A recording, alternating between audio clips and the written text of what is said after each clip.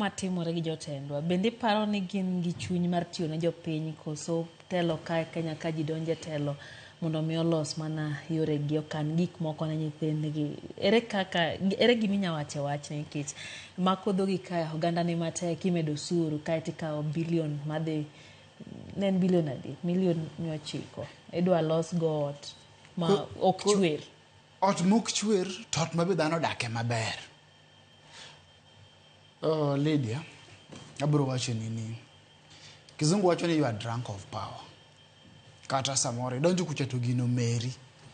Either I feel sweet kata samoro ingeni ngato nyalo bedo drunk of power kaka wan wanene. To samoro eno wuon okone. Tiene no wacho nango kingi ni duk to kia ni en duk. Joma ni bute ok nyise ni en nadi en duk. Anaparo ni konego be ni ngato donje telo. Tibedo ngama luor gi jok ma pachgi ler. Jok ma pachgi lew. Ing'eyo wakaw kata for example President Moi the late nen japuonj school donge okawacho ni pache nok lew pache ne lew to donge ne besides him ne nitie economists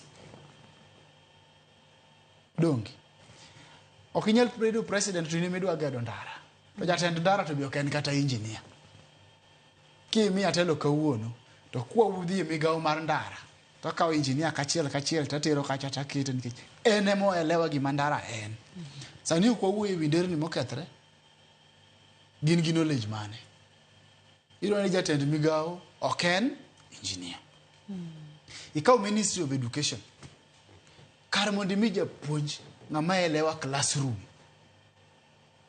ngama elewa lecture halls ngama elewa education administration ikaw timiyo ngat moko timre nade ngat moko japuonj iwinjo Lydia koro ana duoki indirectly to kata duoki directly lore gi kaka iwinjo tiende ni ya sama jatelo omitelo onego kwany jok matimre nade mawinjo migepe monego be ni gitimre nade gitele kata kidhi Ministry of Health nyineno ka weche wuok chien kanyo ni omi ngato gimoko timre nade gimoko donjo kode onge kaka in jatelo ibro dhi maber ka jok moluori ok jok mawinjo tich mitimri nade mimiyogi.